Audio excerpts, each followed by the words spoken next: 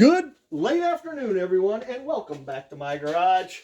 Now, normally you don't see me in a video. Normally it's just a picture of my equipment with my monotone voice talking, but not today. Today I am in the video, and I'm here to give you the part 3 of the series so you can see where we stand and how much grid power I actually had to draw to keep everybody going. Now, I know I thought at the beginning of December that I wasn't going to need any power from the grid. I was pretty confident with this setup here. I thought I would have enough, but I was wrong. I'll admit when I was wrong, and I'm going to go one step further. I don't think you can buy a big enough battery to make it through this time of year. If you're going to go off-grid and you want to try to go totally off-grid, you're going to need a generator.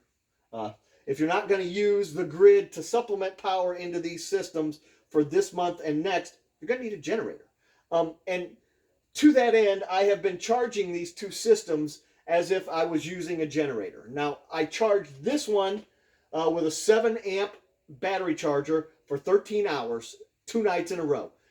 That gives you about 180 amp hours. I charged this one with a 10-amp charger for 12 hours, which gives you about 240 amp hours into the battery. Now, the reason I did that is because my generator will run for about 6 hours, give or take, with a full tank of gas. It'll run the refrigerator and run everything that's on this load and charge both of these batteries.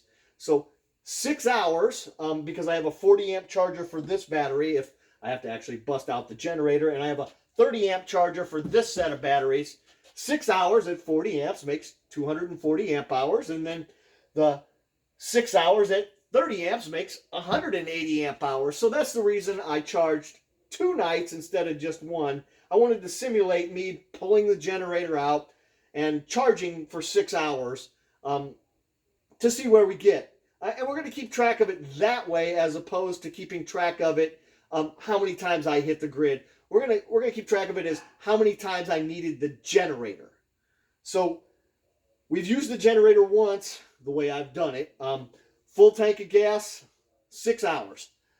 And everything's fine. Now, I think we're good. We should ride for a while. And as long as we don't have a crazy 10, 12 day stretch where the clouds come in and I can get some sun 3 or 4 days, clouds 2 days, sun 2 or 3 days, clouds 3 days, everything's going to be fine. I think we got enough to make it like that. I just could not take 15 cloudy days in a row. It won't do it. It's not big enough.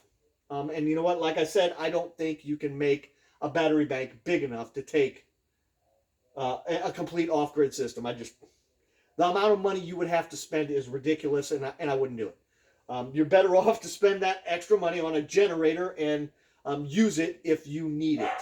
My guess is I'll only need to hit this thing one time this year. I'm hoping anyway. Fingers crossed everything works out, and we won't have to hit the grid again, or the quote-unquote grid/generator. But if I do, I'll be back to let you know. But as it stands now, we've only had to hit the Jenny once, or the grid twice. And I'm hoping that's the way it's going to go for the rest of the year. Well, that's it, everybody. Have a good day and a better tomorrow. I'll see you.